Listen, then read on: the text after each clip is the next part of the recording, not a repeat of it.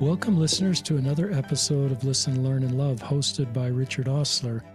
My guest on today's podcast, joining me from, I believe, his office in Gilbert, Arizona, is my friend Andy Newman. Welcome to the podcast, Andy.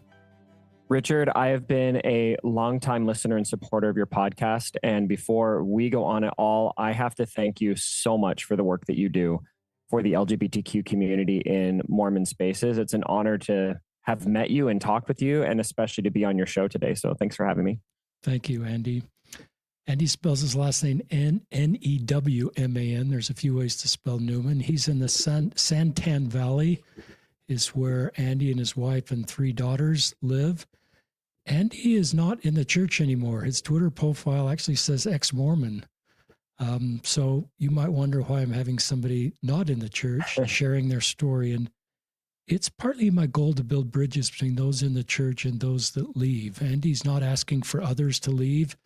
He'll probably tell the story in this episode or a subsequent episode of why he actually attends church with his wife, even though he doesn't believe in the church. So he's not a flamethrower trying to bring down the church or bring those of us in the church out.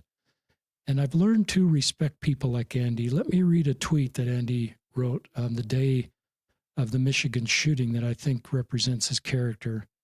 That's the LDS, that's a shooting at the LDS church in Michigan.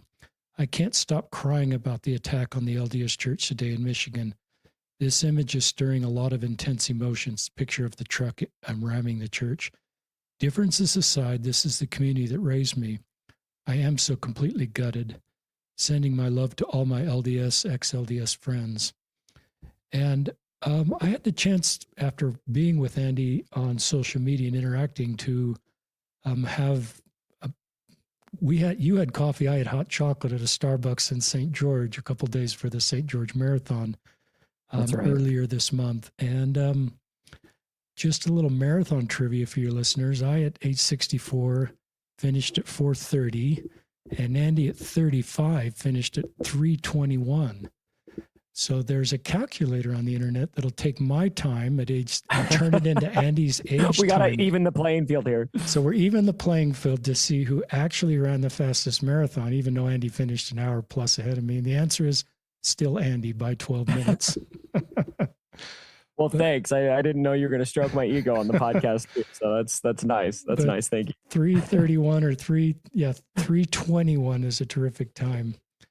You don't sell yourself short though, Richard. What's your PR in lifetime? Way back, my PR is 42 years ago at the St. George Marathon. Ran a 3:14 at age 20. 3:14. That's amazing. At age 22. So I've run, and that's before the age of the all of the high tech gels that we have now. Like, so you were probably just winging it. I bet we were winging it, and we looked for those electronic signs on the side of the road because we had nothing with us to keep track of time except a hand watch.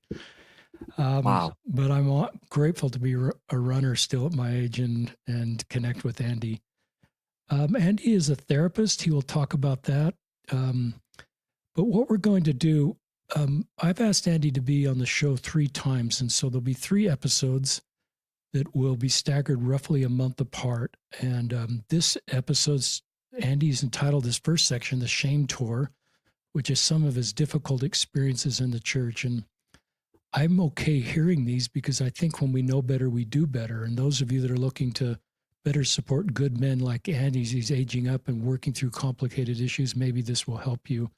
And others that are walking a similar road that have had these difficult experiences maybe can find some hope and healing. Andy's also going to talk about his journey to be an LGBTQ ally. And then in our second episode, this is kind of a rough outline, listeners. This may overlap a little bit.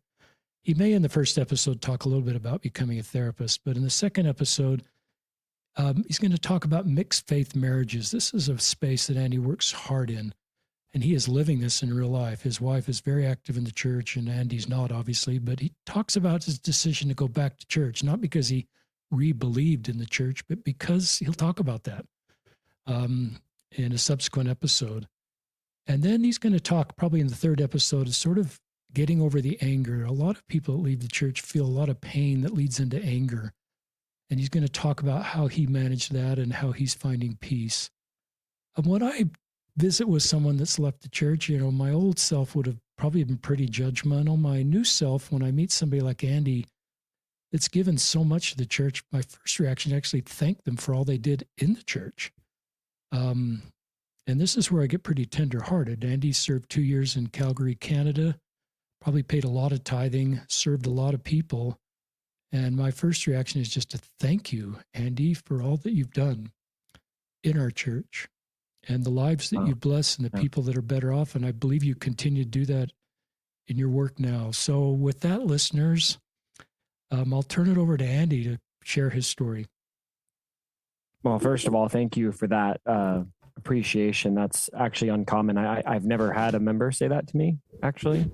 And I've had many wonderful conversations with friends and family who are still in the church, and I'm a bridge builder too. I like to say that I'm your brother in reverse. It's kind of the goal is I want to be the ex-Mormon on the other side who's reaching out and saying, hey, can we all please get along? Because I do feel like we're all cut from the same cloth. And just because I left doesn't mean that I stopped caring about this community, which is really a lot of my intention in sharing my story today is not to rip on the church for, I think, things in my story that they probably could have done better. And I hope they are, and I see evidence that they are doing better at, but also to reach across to other people who have been through similar things, because I don't think that my story is super unique. And validate and help people find healing through that. In one of my favorite books by Dr. Laura Anderson, it's called When Religion Hurts You, which might be a title that turns some people off because it is about religious trauma, which I very much feel I experienced. But one of the keystones of the book is a point that comes up over and over again, that just because you've experienced religious trauma does not mean that you need to leave the church. It does not mean that you lost your faith. It does not mean that you are deconstructing. These are two different topics. And so I'm going to talk a lot less about deconstruction today and a lot more about religious trauma, which in my personal story did end up putting me down a path that I ultimately did leave the church. But I don't think that was, I don't think that this experience that I've been through automatically means that. Does that make sense? Yeah, that's great framing. So I can imagine there's other people who will relate to this that are very much fighting to stay. And I respect that and I applaud that. And I hope that you can still find ways to be honest about what you've been through and work through it in meaningful ways and have a way to stay if that's what your goal is. That's great. So where do you want to start, Richard? Do you want to start at the top of the outline? Yeah, I think go through your outline. This is brave, by the way, for Andy to share some of the things you're about to hear. Yeah, I appreciate the platform to do it. I've felt a pull to share my story for a long time, and sometimes you get imposter syndrome because you hear other people's stories and you think, oh, is mine bad enough? And that, I think that's another thing, a point that I would maybe make about trauma in general, religious trauma. A lot of times people are reluctant to see themselves through that lens because they don't think that their story is as explosive as other stories they've heard. And so while there are notes of my story that I think are quite intense, at least in my own visceral experience of them, I hope that other people will recognize and appreciate that it also, there's a lot of other stories that you've probably heard before that are much, much worse. And that doesn't invalidate for you or for me the reality of what we experienced. So where my story starts, I would say, is in Iowa. I grew up a Mormon kid in Iowa of goodly parents who I will say through my whole story were the best intended, best parents I could have asked for. Did they have blind spots like all parents do? Of course, and that will show up in some of my story, but I have so much love and admiration and respect for my parents and how hard they were trying to raise good children in the gospel. When I was 10 years old, however, I was a very, very curious child. I wanted to experience life. I had an overactive imagination. I probably had a touch of neurodivergence. I'm not diagnosed with anything, so I'm not going to claim any particular camp there, but probably a bit. And so I would really fixate on things. And I was very curious sexually, which I think a lot of kids happen to be. And when I was 10 years old, and I don't remember how much of this part of my story I told you before. Some of this might be new for you, Richard. But when I was 10 years old, I was alone with a girl in the neighborhood. And we were exploring each other's bodies as kids sometimes do. And things got a little bit carried away, and we ended up more or less having sex. Um, 10 years old, obviously, is kind of a surprising age, I think, Yeah. for something like that to happen. And for a 10-year-old who's growing up in the church, who very much so believes in the church and very much so has a strong sense of um, duty and obligation to keep the commandments, this experience freaked me out because instantly my thought process is I have gone too far. I got baptized 2 years ago. So now I'm still kind of adjusting to that whole everything I do matters now kind of mindset. And I end up in this very, very dark corner of shame, believing that I have let my family down. My family had this motto, no empty chairs. And which I think it fundamentally is a beautiful motto, but also the way that it affected me, I looked at those chairs on the ceiling and thought, I'm the empty chair because I've already gone too far. This is a sin next to murder, and I'm not going to be with my family forever. And so 10-year-old Andy carries this weight and believes this about myself. And it's also on the heels of the AIDS epidemic. And so I somehow get it in my mind that I have AIDS too, even though, I mean, Wow. anybody can figure out right now that's not the case. It doesn't just happen that way. I didn't know that. And the last thing I was going to do was talk to anyone about it because I was so afraid to face my shame.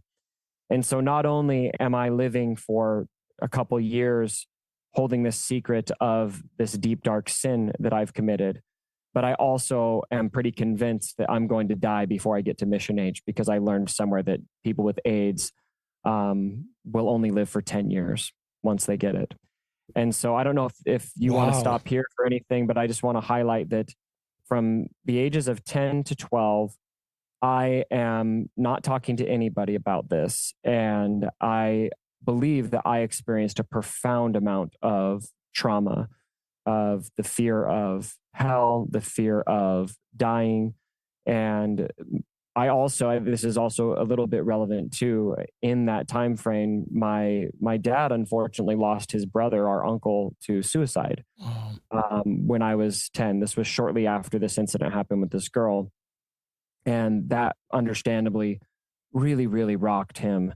And so I don't know if I thought through it this way, but I also think that that contributed to not really feeling like I could add one more thing to what was going on in my family. And so 10-year-old, 11-year-old Andy clamped up and shouldered this alone.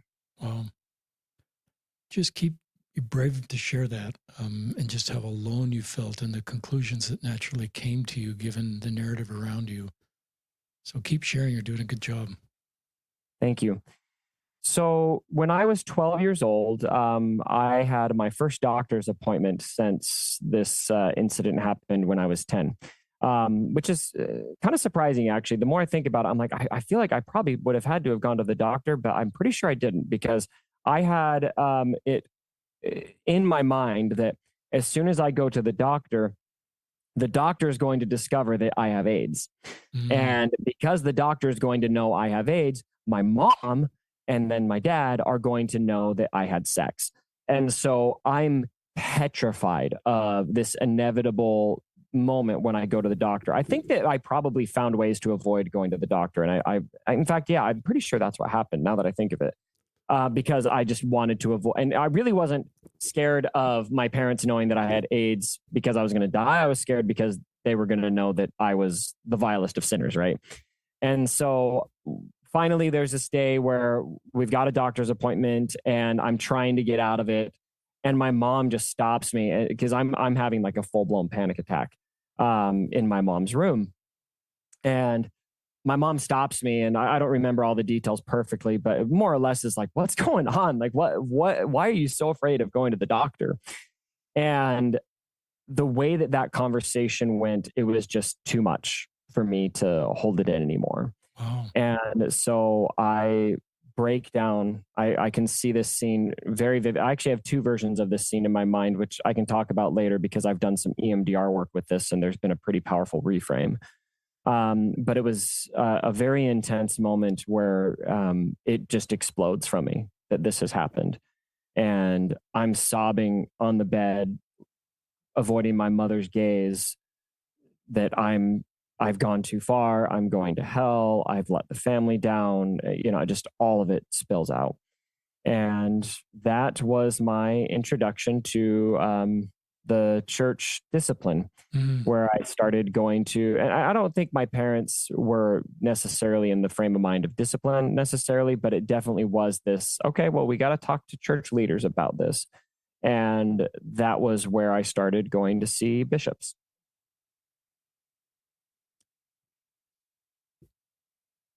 Doing a good job sharing my feelings just to get you to continue to talk. Okay. I'm stopping periodically in case you have questions, but otherwise I can plow along. So, okay. So, from the age of 12 to 14, I have a lot of bouts with bishops. And I forget the exact timeline with my father in here because my father was the bishop. I'm pretty sure he was the bishop when this thing with my mom happened when I was 12. But then not too long after, he gets released and it's a new bishop. And I just become very acquainted with it, being in and out of bishops' offices to start talking about porn and start talking about masturbation, which is kind of a very, I would say that part of my story is going to be relatable to probably 99% of men who grew up in the church around the time I did. Maybe not 99, maybe 98. I don't know. I think it's a very consistent theme. And everyone has different reactions to this. I think that maybe uniquely because of the way that things kind of got started for me, I had a tremendous amount of fear about going to see bishops. I don't think I really had much confidence as a adolescent that I was going to be able to become sexually pure.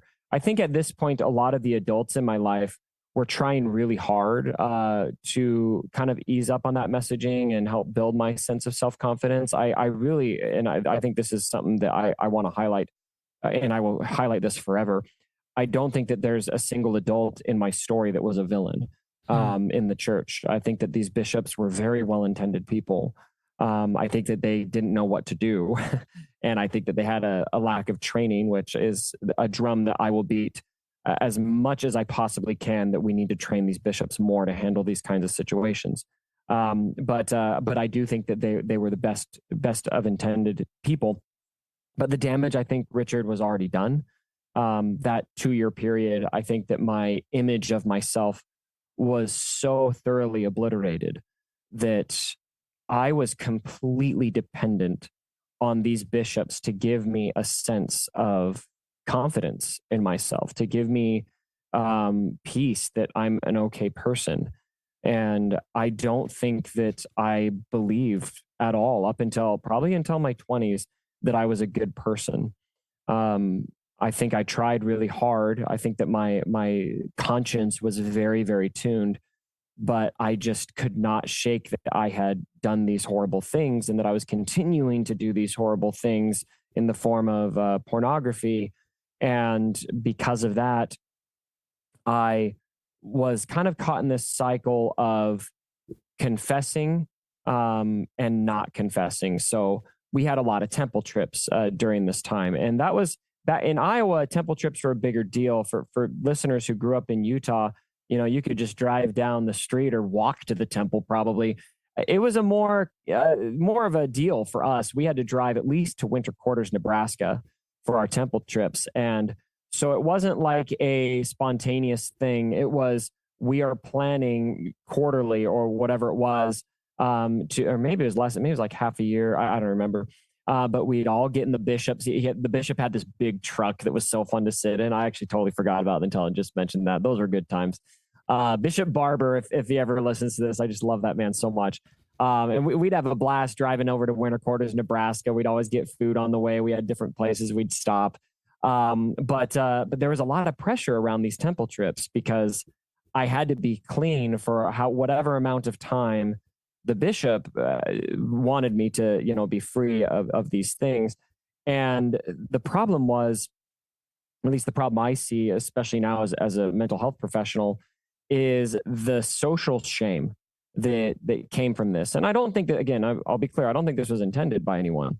But when I would confess and when I'd be honest, I couldn't go on the temple trip.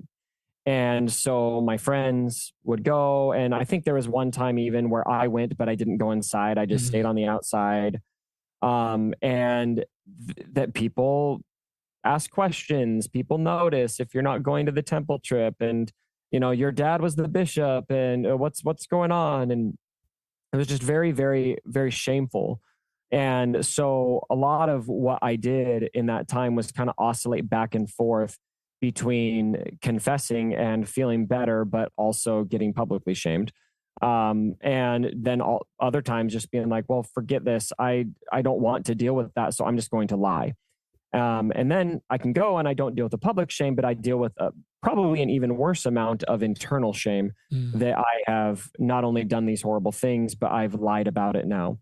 And that just made me that much worse. And so my image of self as I go through this cycle is really just obliterated. And I don't think it's something I recovered through my entire adolescence. So, do you have any questions in that I've written down area before I move on to later teenage years? I've written down some powerful things you've said, but I'm going to save that. I'm going to save all my comments till the end of this section, the shame tour section.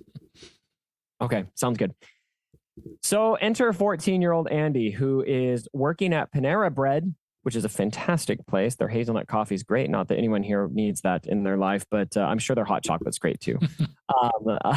And I'm working at Panera Bread, and there's this older teenager that I'm working with who starts mentioning that her and her friends were going to be drinking alcohol over the weekend. Now, a lot of people kind of assume for people who get mixed up in alcohol or drugs or whatever as a teenager, it's this big social pressure thing. And sometimes it is. For me, this couldn't be farther from the truth. Remember, I'm a very curious kid. And I don't know what it was, Richard, but there was just this part of me when I was 14 years old, was like, that I got to know what that's like. I just got to know. And in spite of me being super committed to the church, I was able to kind of set that aside, and my curiosity got the better of me. And I asked her if I could come with her and her friends. And so me and a buddy of mine, we went over there and we started drinking.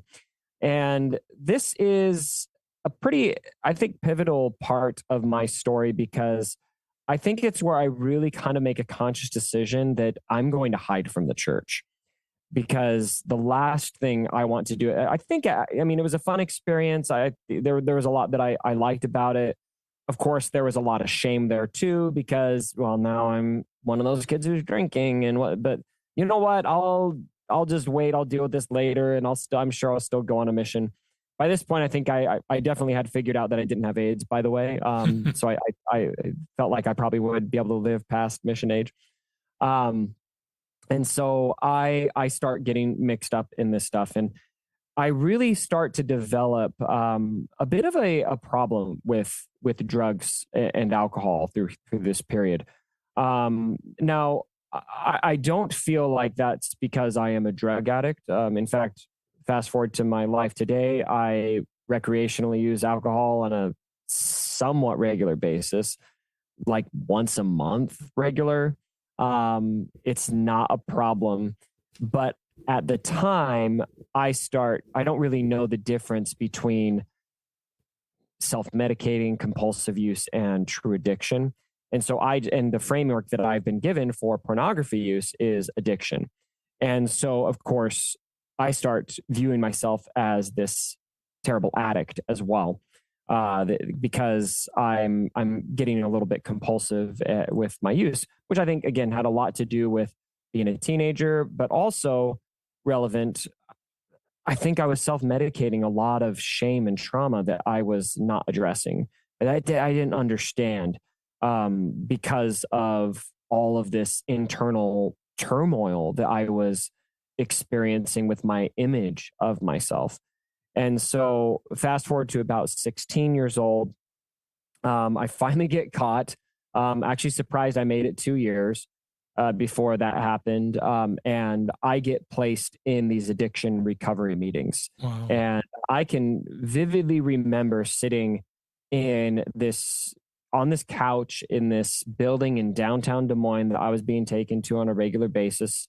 And I'm listening to actual drug addicts tell their stories about being passed out in snowdrifts on meth and ending up homeless and all these crazy things. And I'm just sitting here like, wow, yeah, I mean, I'm drinking on most weekends and I'm pushing boundaries, but I think at the time I started realizing something didn't add up. But the messaging that I'm being given is you have to accept that you have this huge problem. And so I try to force myself into this box of addict.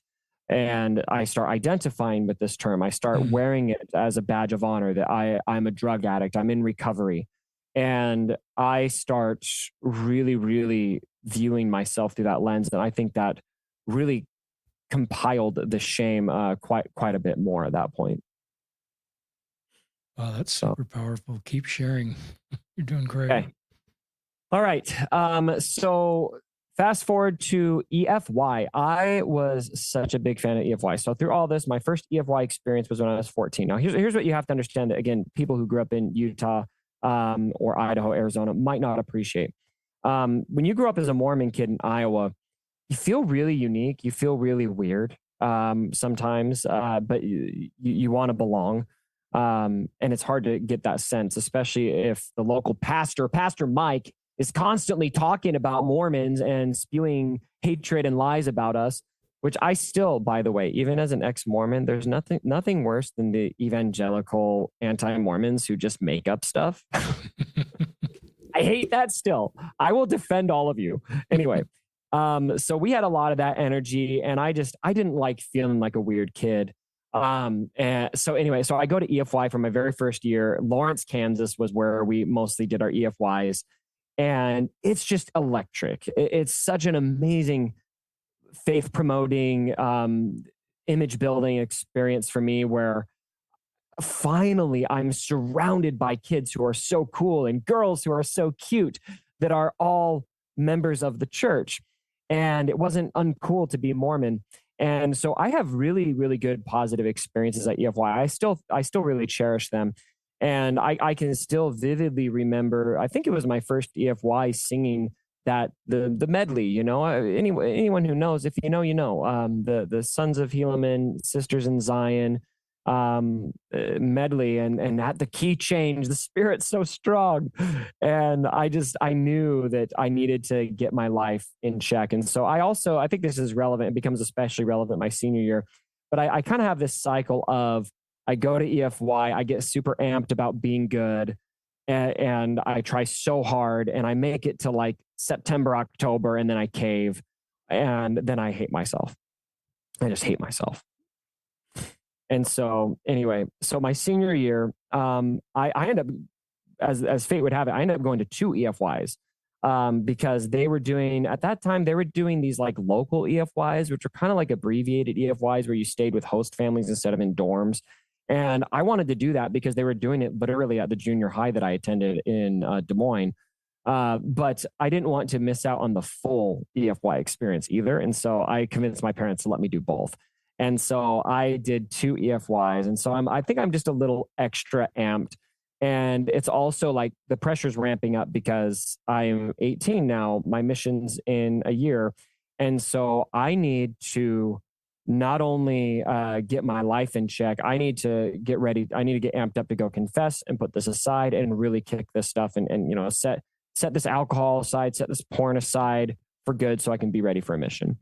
And so I'm getting ready to do this right after my EFY experience. And I'm procrastinating a little bit because I'm a teenager, and we make it to football season, and anyone from the Midwest or Texas will know how big of a deal football is in that area of the world. Our high school football team, go Tigers, we were great. Valley High School, class of '08. And we were at the football game, and we have this conversation at most football games. Like, where's the party going to be, right? And you're just kind of figuring out, especially second half, like where are we going after the game? Where are we getting drunk? And a week before that, this is I'm going to take a step back a couple weeks, and then I'll fast forward to this football game. We have our bishop get released in the ward, and we are getting ready to call a new bishop. And the bishop, I actually won't name drop in this case. The bishop in this case, the new bishop that gets called, is a guy that I don't really have a lot of trust with. Kind of don't really vibe, I guess, if that makes sense. Not that I have to, but I didn't feel super comfortable with him. But then I find out that, going back to this football game, this new guy who got called, this was after he got called after this. That's right. So I find out that this party is going to be at this family's house that's in the ward. And of course, I'm not going. I'm like, I don't believe that. But even if that's true, like, I don't want them seeing me, showing up for alcohol. And it turns out, I find out the next day at school, or a couple days later on Monday, I'm asking around. I'm like, was there really a party at this house? Were they really serving alcohol? And yeah, her parents were totally serving alcohol. The minors, they took the keys, which was something that you heard about in Iowa. It wasn't uncommon for some parents to, just kind of assume they're going to be doing it anyway. So we might as well take their keys and make sure they're responsible. And I don't necessarily endorse that, but I can appreciate the logic behind it if they're going to do it anyway. But never from a member of the church, of course. And then I think it was a week later after that. Actually, I was mixing things up in my mind. It was maybe a week after that, they released our Bishop Barber, who I will name drop because I just love that guy so much. And then this new guy gets called, and it's the place where this party happened. And so for me, I'm just sitting there getting ready to go confess and talk through, my problem with alcohol. And I'm thinking, how can I talk to this guy about that? And it was just I think it was really disorienting, because I had been so focused on being better and believed I was such a horrible person for these things I was doing. And now this church leader, this bishop, just a couple weeks before being called as bishop, hosted a party for minors serving alcohol. I just couldn't comprehend it. And so I really kind of plunged into a dark place with that. I think I lost a lot of confidence in the church at that point, but also wasn't able to have that big confession moment. So I was still hiding, and I didn't know who to talk to. I wasn't going to talk to my parents. And so the problem kind of persisted. And it just persisted and persisted through my senior year. I think I had a better handle on it because I really did want to go on a mission. But I just knew I couldn't, this was not the guy I could get right with. And so I didn't. I waited until a year later. I graduate high school and I go to BYU, Idaho. And I'll pause there if you have anything you want to ask about at that point. Just some comments, the things that I've written down, as regular listeners know, things I write down sort of jump out to me. A lot of people are just really grateful to you, Andy, for being so open and vulnerable, because that you talk about things that people may be walking that just feel like I'm the only one that feels this way or is having this experience. So thank you for just being vulnerable and sharing your own story. I've got 5 things, just notes that I've written down to myself. I'm dependent on my worth from church leaders.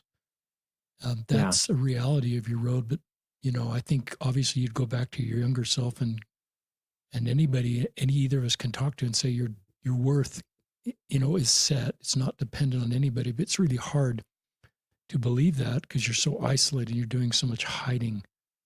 And just the shame. I love the way you called this the shame tour. There's just the shame of the restrictions, and you can't go to the temple. You perhaps can't pass the sacrament. And I just think we need to do better. Shame has no place in the gospel of Jesus Christ. Repentance does. But shame to me is just one of Satan's greatest tools to separate us from the love of ourselves, the love of God. You thought you were a terrible addict. No one should feel that way. Then you said this, I realized I was self-medicating shame and trauma, and I really believe that. I'm not a therapist, but after talking to so many working through quote unquote just unwanted behaviors, or I'll never call it addictions, or maybe there's exceptions to that, but generally not. Yeah, you've got so much shame and trauma and you're so isolated and you're hiding that self-medicating is a logical thing. And then this phrase you said, I'm viewing myself through this lens, that lens being I'm an addict, and looking around and just this, I am an addict. And obviously you weren't. And we quickly used the addict label. And I've been really trying to, I've learned a lot listening to other stories, and I've made some of the same mistakes as your leaders have on this road to help people. But that's why I'm glad you're sharing this, because we know better, we do better. So thank you, and just keep sharing your story. Yeah. Thank you. And thanks for saying that. Know better, do better. That's, I actually wanted to make a point to say how much I love the title of your podcast. Thank you. Because I think that those three terms, listen, learn, and love, are fantastic, but also in that order. We need to listen first. We need to learn, and then we can love. I think that a lot of well-intended people, not just members of the church in general, really want to love people, and we try to love people so hard, but we haven't listened and we haven't learned, and so the love won't land. And so it's a process, and I think that's especially applicable to our LGBTQ brothers and sisters, and friends that we minister to, and that you and I both love and admire and support. I think that both of us, Richard, have become allies because of that flow, listening and learning. And I could talk for days about that. I don't know if you have enough podcast space left to talk about that, but I would love to hit more on that eventually, because that is a big part of I guess the way that I've decided to live my life. So, okay. So my senior year, I kind of have this impasse of deciding where I'm going to go to college. And because of the aforementioned proclivities, I did not work hard enough to get into BYU, which, by the way, it's still today, I am a big BYU fan. And for all of you Utes out there, I hope that you're enjoying 3 in a row. Anyway, I decided to go to BYU, Idaho. And I think that's a very calculated decision on my part for 2 reasons. Number one, cheap, but the bigger one is that I viewed myself as somebody who had to get so far away from the sin and temptation of living in Iowa. And I kind of chuckle at that now, Richard. I just want to take a moment and maybe mention this. I had some really dang good friends in Iowa. I had some amazing friends. Some of them were members of the church. A special shout out to my friend Chandler. I actually would love it if he listened to this. I'll probably send this to him. Chandler was our stake president's son. His father is a hero in my story. I'll share why here in just a second. But I don't think that my friend Chandler ever stopped loving me, and he knew what was going on. He knew. And I don't think he was my best man at my wedding. We've kind of lost contact, not completely, but he still lives in Iowa. I'm in Arizona. We just because of that, we don't talk a lot anymore. And that kind of breaks my heart sometimes, because I think he was a really important person to me, especially because he was a member of the church. That I still remember a night where he found out that I'd been smoking weed, and I just thought, I just thought instantly, he's gonna leave me. He's not gonna be my friend anymore, and that was not the case. I think that was the case for some members, but not for him. And I'll always love Chandler for that. But also my friends who weren't members of the church. I had a really good group of friends. I was a show choir kid. I was a theater kid. We'll talk more about theater when we get to the next part about becoming an ally. And they were good kids, but I viewed it as I need to get away from these horrible influences, because I'm such a bad person, and they're part of that because they're willing to drink with me. And so I go to BYU, Idaho. And it's a big goal is to get myself separation and to be in an environment that will allow me to rehabilitate myself spiritually. And so my very first day at BYU Idaho, I meet to this day one of my best friends, who I still go to BYU games with once a year. I think I maybe told you about my friend Jason. He'll listen to this too. We met at the dorms over and bonded over BYU football instantly because I had a big BYU flag in my dorm. They're in Biddulph Hall, BYU Idaho. If you know, you know. He came in. He's like, "Oh, go Cougs," and we were friends for life. And it's just still that case. He actually flew down to Arizona a couple weeks ago to go to the Arizona game with me, Arizona BYU, and it was great. And I instantly felt comfortable with him, and kind of shared with him where I was at, that, I had all this stuff that I hadn't confessed yet and I needed to do it. And he helped, get me ramped up to go talk to the bishop. And so my very first Sunday, I'm pretty sure it was my very first Sunday at BYU Idaho, I go and I spill everything. I needed to get it out. I wanted to move on. I wanted to get moving towards my mission. And the bishop, I wish I remember his name. If he ever listens to this and remembers me, I'd love for you to reach out. Could not have been a more compassionate, loving human. He was perfect. He was amazing. He wept with me. He was so compassionate and empathetic as I shared with him what I had on my chest and that I wanted to get past it. But of course, he had to go up the chain and share what I had shared with him. He had to talk to the honor code office. And I was put on a path of being removed from BYU Idaho. Wow. And I was devastated. I don't cry easily. And I was bawling in his office as he told me this, just saying over and over again, I have to stay here. I can't change unless I'm here. I have to be here. Don't send me back to Iowa.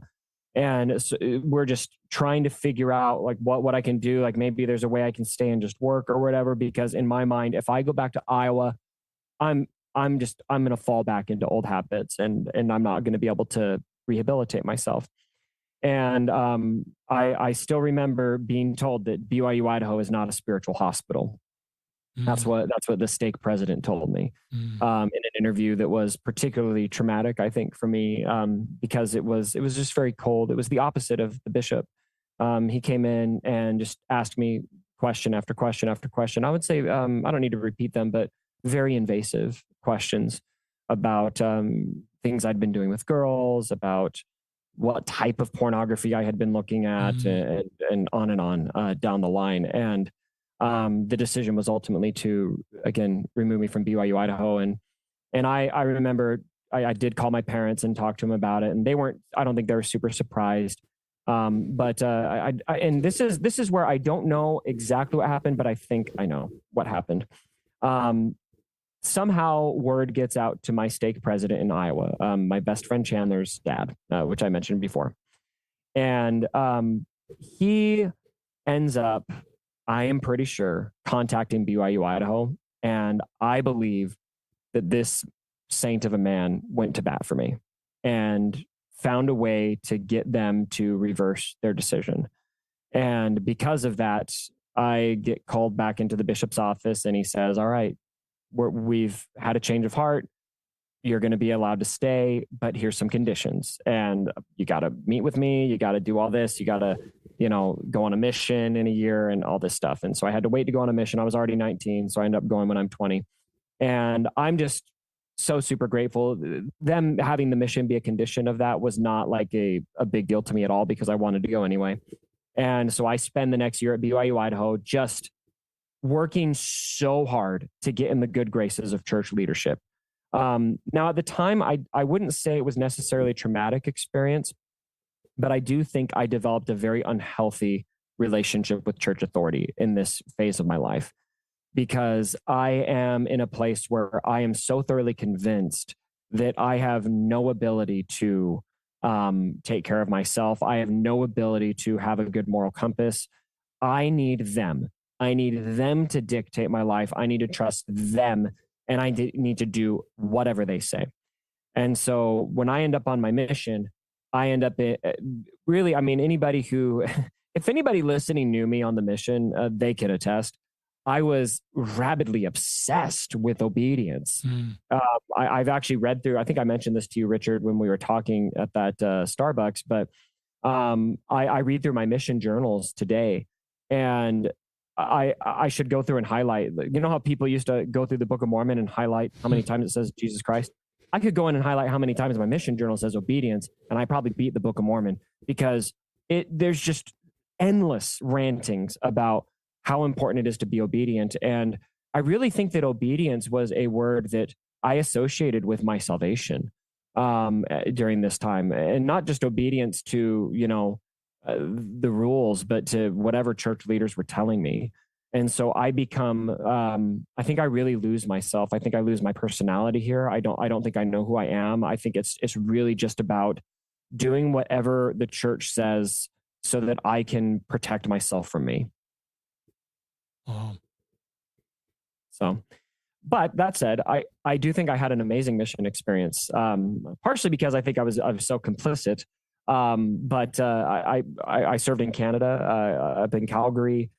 I loved that area of the world. I've been back since and seen people from my mission, even after leaving the church, and just so many good, wonderful, amazing people there. So, yeah. Thanks for this section. I think you're going to talk next about being an LGBTQ ally in part 2 of this, but I'm just so sorry. Whenever I hear stories like this, my heart just breaks, listeners, and I want to just sit with people in the pain and acknowledge that, even if I haven't felt similar type of pain or trauma. Just, I'm so sorry, Andy. And I also recognize you were doing everything you could. All your heart was and is really good and wanting to do the right thing. And that may have led to just because you cared, you probably got re-traumatized versus if you just left or quit believing in God or didn't want to do the good thing. Yeah. This line, unhealthy relationship with church authority, that resonates. Just this feeling of always hiding. I've always wondered, we're parents of 4 sons that have walked, had some of the same stuff in their lives. And I mentioned this before on the podcast. The hiding thing is something I wish I could go back as a parent and just talk about all the things that might come into our sons and daughters' lives and how would we respond. Yeah. I would want my best moments as a father is when kids bravely open up about the realities of their lives. And hopefully I respond in a way that's helpful and healing to them. And you've been kind to your parents. But there's this hiding that is really hard not to feel. So I just wonder how we do better as parents. You'll do great as a dad. You and your wife will create a culture in your family where there's no hiding and your kids will feel safe opening up. And how can we do that as church leaders? How can we do that? Because doesn't mean that we sell out our values or our rules, but we just create a safe place where our kids can open up about the realities of their lives. And I've said this before, and already, this is how I will respond if you tell me this. This is how I respond if, you're looking at pornography. This is how I respond if you aren't living the word of wisdom as a local leader and as a parent, because the hiding and the shame is much worse on you than the bad behavior, quote unquote, bad behavior. Yeah. So Thank you for your highlighting courage that. to share your Really story, important. your courage to share your story helps us. And I love that you give this shout out to Chandler. Chandler, wherever you are, I hope you listen to this and recognize, what you did for Andy and how you just loved him. And you knew more about Andy than probably anybody, and you still loved him. And this friend, Jason, that obviously knew everything about you, and is still your friend, and you go to football games together. And that to me is, I love you call these the heroes of your story and you give names to people. That's great. So you can share more comments on this shore of same section, or you can go on to becoming an LGBTQ ally. one last thing briefly that I want to say about this section, I just want to recognize as well, for a lot of other men who have been through something similar, and women too, you experience this in their own way. I just think it's a very, while the difference, there'll be differences in my story to yours. I think that a lot of this will probably be relatable for men who grew up in the church in the 2000s, and 90s probably, and in other areas. I think that one of the hardest things for us to get past is this urge to hide. I think that it really can affect our relationships. And it's something I've had to work through. It's something that I think that a lot of others that I've worked with as a therapist have had to work through. And if that's a struggle for you, I just want you to hear it's not because you're a bad person. It's not because you're a bad person. It's because you haven't learned to face your shame. And that's okay. And if you want to work through that, I would urge you to work through that. It's something a lot of qualified therapists can really help you get to a better place on. It's something that having conversations with safe people can help you get through. My wife is the number one hero of my story, and nobody has helped me get through that more than she has. Trust people who love you. And I believe that that's something that you can overcome. It's difficult when you've spent a lifetime having this pattern of your vulnerability being used against you. But it's possible to get past and necessary to get past. So anyway, I think that's the last thing I'd say about that. Great. Terrific. Okay. Should we talk about my favorite topic? Yeah, and just so you know, he's got a couple pictures I can see on the screen in his office, a trans painting and an LGBTQ. So I love that you've got these visuals up for everybody to know you're a safe person. I almost thought of running the marathon with protect trans youth or something on the marathon through those very conservative towns. Very conservative towns. Organize run. we should put a run together to raise money for Utah Pride or something like that. I'll come up. We can run together. You'll have to speed up to keep up with me. But so I really care about this community. Me too. And I mean, that's a big reason why I love your podcast so much. I cannot tell you how many clients I have worked with because one of my specialties is working with the LGBTQ community. I would say pretty close to half of my clients are members of the LGBTQ community in one phase or another. And I cannot tell you how many times I hear them mention your podcast as just a vital resource for them. And I appreciate the need for this work to be what it is. And I don't know how to explain it to you, Richard. I think that I don't know how you would explain it for you, but I feel like this is one of the most important things that I need to do. Cool. And I felt that way for a long time. I think it's something that is very innate within me, and I'll tell you a little bit about why. So where my allyship story really begins is in 2006, and my allyship story does a little bit go hand in hand with my story out of the church. And so I'll briefly touch on that, but I also just want to acknowledge that allyship is needed both in and out of the church. This is just where my path led me. So in 2006, I'm a big theater kid, all right? And I love the arts. I love performing. And the high school play is a big deal in my high school. We do a spring play and a fall play. And we just, another hero of my story, Stacy Hansen, I think is largely to credit for who I am today as an ally, was our drama director and just put on these amazing productions and was just this person that was just infectious and everybody loved to be around, and she loved everybody no matter what. And she decides in 2006 to put on a production of the Laramie Project. Now, if anybody knows what the Laramie Project is, you can probably appreciate where this is going. But if you don't, the Laramie Project follows the story of Matthew Shepard, who was a gay student at the University of Wyoming, who was unfortunately murdered and it was very, very clearly motivated by his sexual orientation. And the Laramie Project is a play that follows the town of Laramie, and a lot of different angles of what happened and people's experiences. And the central theme and message of this is that we need to kind of listen, learn, and love. We need to have acceptance. We need to respect differences. We need to be tolerant. We need to understand and love people, which I think is a really beautiful message. I think it's a very well done production.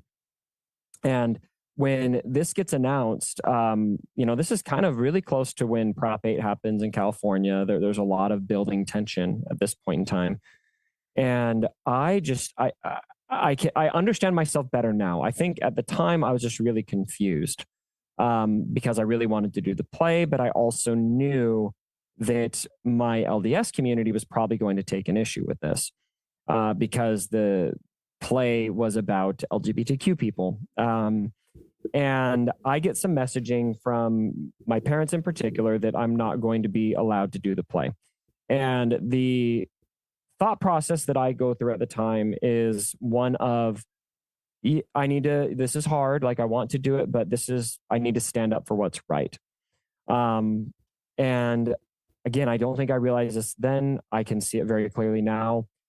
I felt this pit in my stomach about it. And I believe it's because I knew it wasn't right to not do it. It was right to do it. It was right to make a stand. It was right to stand up for LGBTQ people.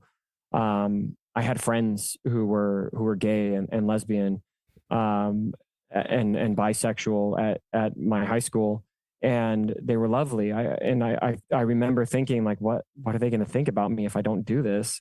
And I think more what I was thinking is, are they going to feel safer on me anymore? And I don't know if it affected them, but I felt this pressure from my community to take a stand and not do it. I did secure the right, though, to work on the set, which I think is interesting. I really think that 16-year-old Andy at this point just knew. I didn't, again, because of everything else that I talked about already, pushing against church authority openly was not something I could do. But I think that deep down, I knew that I had to show some support. And so my parents allowed me to work on the set instead. And so I built the sign that said tolerance. I still remember this.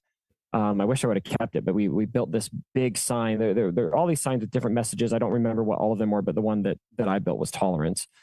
And that hung on the set. And I still remember talking to my drama director, and I was getting roles in these plays. And so I had to communicate to her that I wasn't going to do the play and why. And I just remember that conversation. I remember the look she gave me. I don't know if this was what was going on in her head, but it's almost like she just knew that I was in a difficult position and she just loved me. Wow. And I think it would have been very easy for her. She's doing a play like this in that kind of political climate. And anyone who knows Iowa, it's a battleground state. There's a lot of red and blue there. I think that she had to have felt gutted by that in some way. That I'm not. This is something I am taking a stand on and standing up for what's right. Right. I think that probably really affected her, and I think she could have reasonably been hurt and upset by that. But her reaction was very much the opposite, and I really respect her for that. Also a fun tidbit: the Westboro Baptist Church came and picketed our high school's play, and so I still remember walking in to work on the set, do some final tweaks as we were going to perform, and walking through the picket line and just seeing the hatred.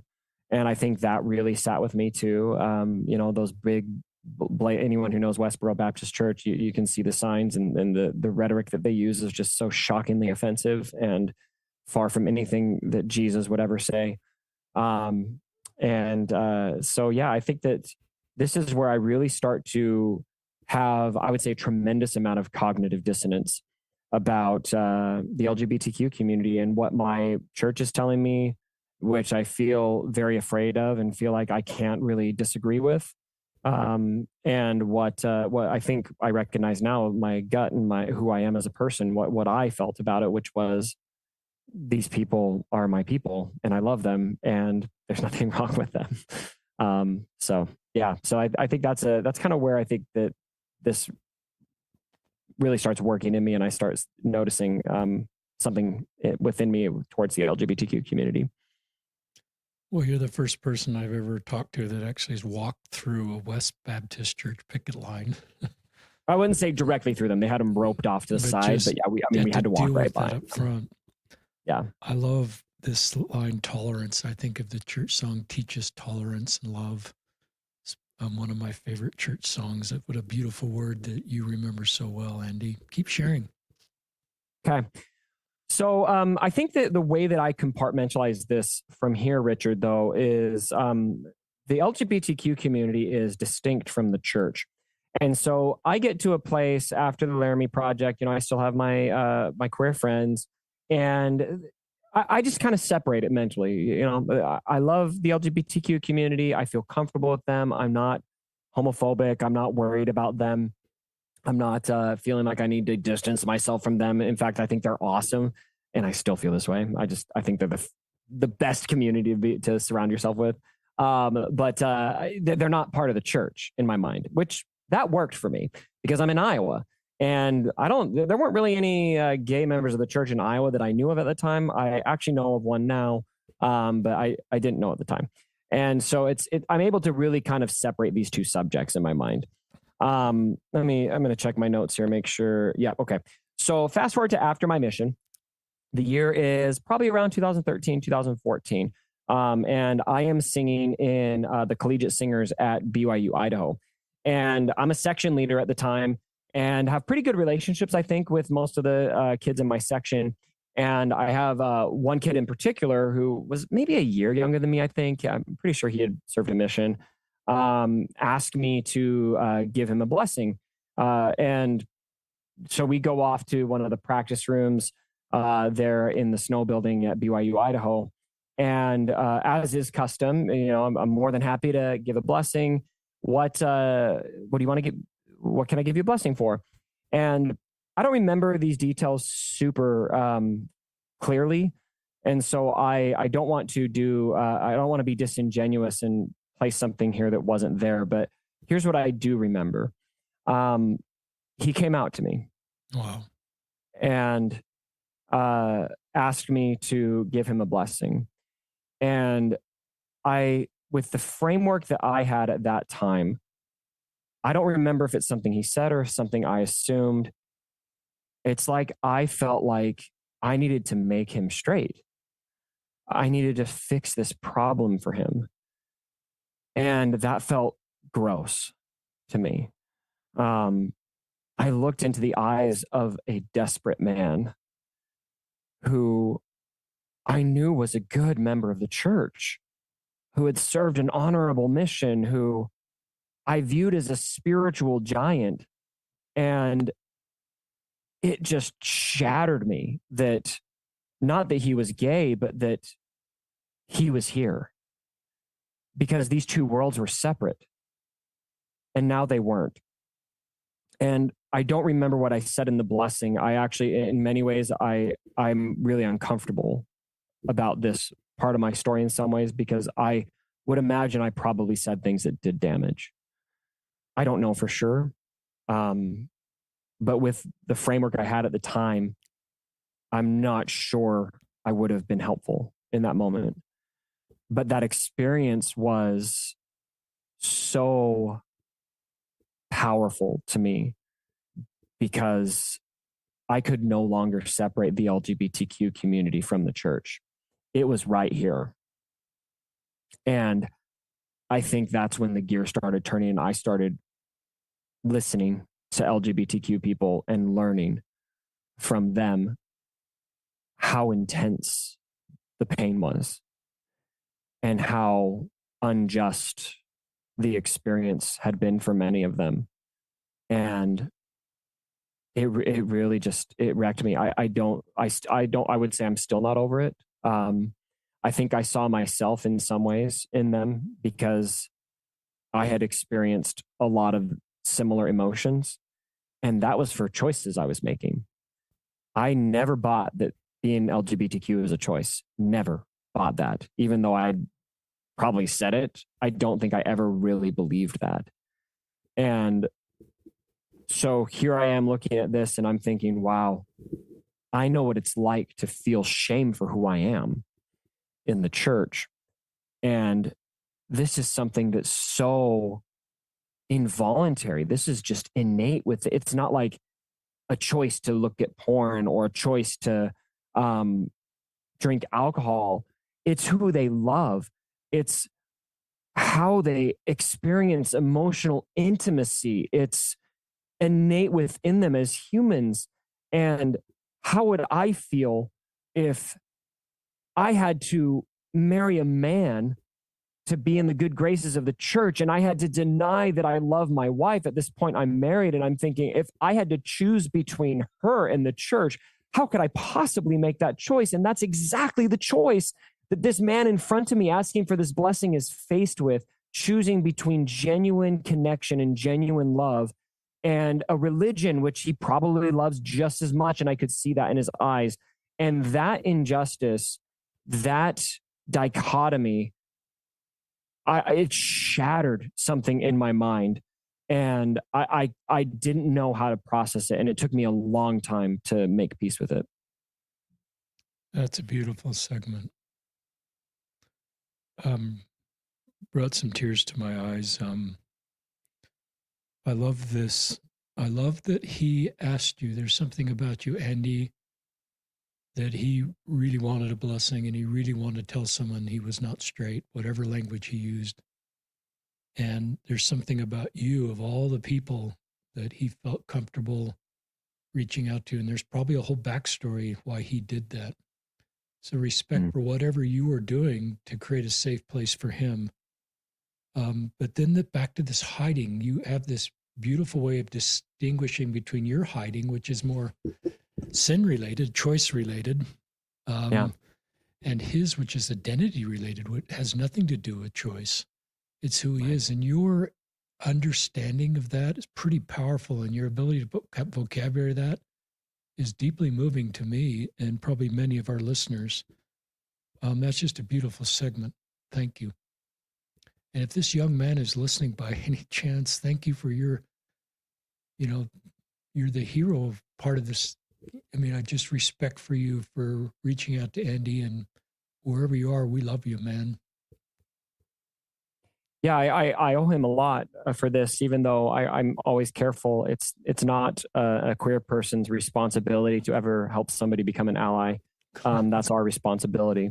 But in this case, because of the way that happened, I think it affected me in a way that I am grateful for, because I do think it was a very powerful way to wake me up and appreciate that this problem was not something I could compartmentalize. And when I say problem, I mean, I think this is a distinguishment I'm very intentional in making. The problem is never queer people. The problem is people struggling to accept queer people. So fast forward a little bit so about a year later, 2015 is a year that many who love LGBTQ people and are connected to Mormonism will know. That's when the exclusion policy happened, which, a quick summary in case anybody listening doesn't remember. This is when the church had issued a new policy that children of LGBTQ parents would not be allowed to be baptized into the church until they were adults. And then when they're adults, they could be baptized, but even then they would have to renounce the marriage of their parents. Now, while the church did do a good job of reversing this very, very insensitive, I would say, tone-deaf policy, a very hurtful policy, there was a lot of damage done in the LGBTQ community in the church. And there was also a lot of damage done to my confidence in the church's ability to minister to these people. That really sat with me. And I'm still in a place where I would say I'm a little bit, I have a little bit of shame even around my desire to stand up for the LGBTQ community. I think the gears are really starting to turn for me. I'm starting to feel this pull. I want to do something about this. I feel like this is a community that I don't just respect and appreciate and love and admire.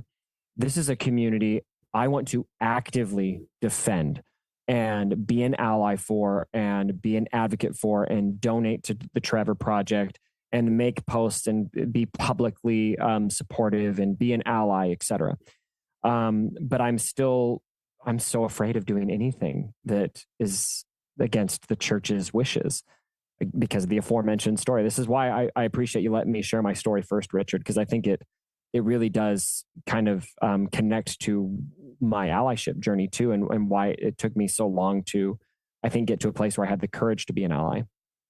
In 2016, the tragedy in Orlando occurred at the Pulse nightclub, where many people lost their lives in a terrible, horrific shooting at an LGBTQ club. I was working at the time at Nationwide Insurance as an insurance underwriter, which for me was a very miserable job. I insurance. I don't know why I ever did that. I'm much happier now as a therapist, but that's what I was doing then. And this happens, and I'm gutted, of course, as I hope everyone was. And I was at the time, our little campus that we had there up in Scottsdale had a work choir, which was interesting. But part of being involved with that, they were going to do an event to honor the victims of the Pulse nightclub shooting. And I was kind of recognized as the music guru in the group. And so they asked me to sing a solo at this event honoring the Pulse nightclub shooting victims. Now, mind you, at this point, I don't think I've ever made a public statement of support, which in some ways I'm ashamed of and embarrassed by. But again, I think I understand why. I was just very afraid of taking any kind of stand against church leadership. And so I'm kind of faced with this choice right away. Like, okay, if I do this, I'm kind of coming out in my own way. Not to compare, it's not comparable, but I'm going to be making it clear that I'm supportive. I'm an ally. And there was, I think my prefrontal cortex had developed enough that I was like, no, you know what? This is important to me. I'm going to do this. And so I decided to sing. The song I choose was Empty Chairs at Empty Tables from Les Miserables, Wow. which in hindsight was just a really terrible choice. It was way too emotional. I had a really hard time keeping it together. It just connected so much to what happened. But anyway, I go to the event and I'm really excited to sing and I'm feeling ready. And then before, one of the members of the choir comes up to me, who I'm pretty sure was a gay person that I had a good relationship with, and they hand me a pride pin, and they say, "Here, why don't you put this on?" And it was like I told you this. I explained it like this to you at the Starbucks, and I really liked it. I'm going to do it like this again. It was like if there was a movie made about my life, everything went in slow motion. The music got really intense. You can hear the heartbeat. It's like this really defining moment where I'm placed in this position to like decide, like I'm crossing this threshold of, am I going to be an ally? Am I going to be publicly? And I took the pin and I put it on, and it was just like this overwhelming feeling of relief, of just, yes, it took me way too long to get there, Richard. I wish I'd been there earlier, but there I was wearing this pin with this huge smile on my face. And I was just so excited to finally just stand up for what I felt was right. And so I sang the song. And from then on, I posted it on Facebook. I wasn't shy about it. And I really kind of worked myself into a space of public allyship. And I've been there ever since. Wow. That's beautiful. Keep sharing. I think you've got a hard stop in like 10 minutes. So keep sharing. I'll be fine if we go just a touch over, but okay. Yeah. This is where it kind of bleeds into maybe why I ended up leaving the church and some of the pain that exists there.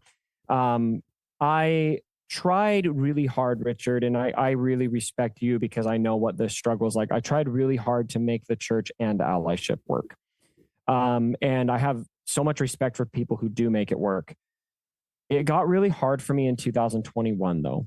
I had, 5 years into my belt at this point of trying to, be public about my allyship and wearing pride pins at church and, trying to speak up. And I even had started a career as a therapist at this point and started working with the community. And in 2021, Elder Holland gave his musket fire speech, which I'm sure a lot of your listeners are well acquainted with. Matt Easton's story is incredible, and I think everyone should listen to it if you ever get the chance. Matt Easton was a valedictorian at BYU, Idaho, or sorry, not BYU, Idaho, BYU, in political science, and gave a speech where he proudly proclaimed that he was proud to be a gay son of God. And that's a direct quote. That's all that he said. Now, the church at this point had been making it very clear that being gay was not something that was a problem. It was acting on it that was a problem, which I have thoughts on. I don't need to get into it right now, but at least they had made a distinguishment that identity was not the problem. Elder Holland in the speech, however, very directly called out Matt Easton's speech, where he, again, just proclaimed to be a proud gay son of God. And used language that I thought was very, very hurtful. He said that Matt Easton had commandeered the podium to announce his sexual orientation and that he wanted to see more musket fire from the Temple of Learning to defend BYU and the traditionalism that exists there. And I'm paraphrasing a few things and there's more. But it was where I don't think the church could work for me anymore. And I'll tell you why. I believe that within the framework, the church themselves had been shifting towards Matt Easton did nothing wrong. He announced an identity. He announced that he was proud to be a gay son of God. If Elder Holland took issue with that, then that's because Elder Holland took issue with Matt Easton's identity, or at least that he didn't think that Matt Easton should be allowed to share his identity. And that was a particularly triggering realization for me because I don't like shame. And if you can't share your identity, then they're pushing queer people back into the closet. They're pushing queer people to a place of shame. And that was where, for me, the buck kind of stopped and I was no longer able to associate myself directly with the church, even though I still have a lot of love and compassion and care for so many members of the church in my life. That was the last straw for me. And so that's when I left.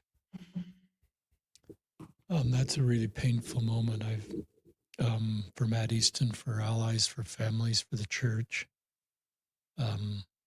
When you framed that up that way for me at Starbucks, you framed it up in a way that I didn't really consider what Matt had done. He didn't say he was going to a same-sex marriage or leaving the church or anything. He just said just what you said. Right. And that was not okay. And the message that sent to other queer people, it's just a really painful, difficult moment for the church. Listeners, we love Matt Easton.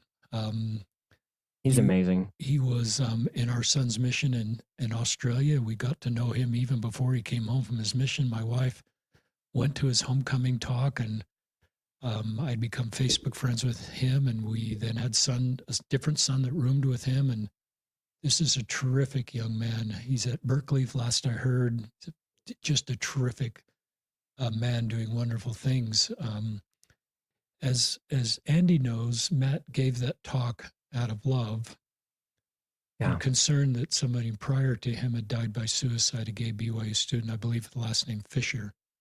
And part of his motivation to do that was out of love for other queer students, closeted queer students at BYU, that they would have proximity to somebody who was a valedictorian and was honored to give this commencement speech in the finest moment of Matt's academic career. And that was all out of love.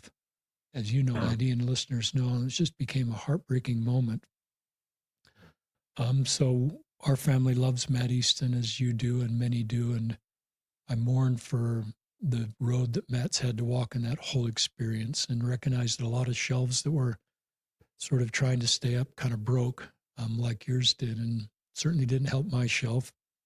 But Matt is a terrific human being. And Yeah. I think he's saved a lot of lives with his courage to come out and be proud of who he is.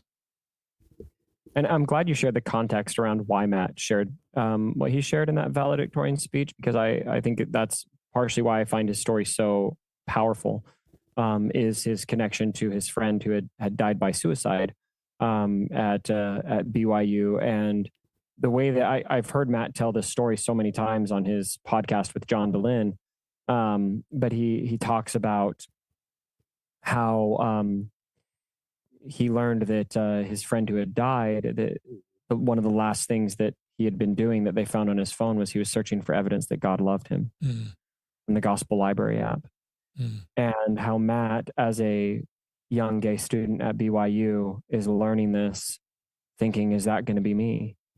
And I will forever view Matt as the most powerful, incredible of heroes for doing what he did, because he was trying and he was saving lives by giving people somebody to look to that made it through BYU, that was not just gay, but proud to be a gay son of God, and was thriving, not even making it through or passing, but the valedictorian. I think that was a moment that was so incredibly important for queer people at BYU.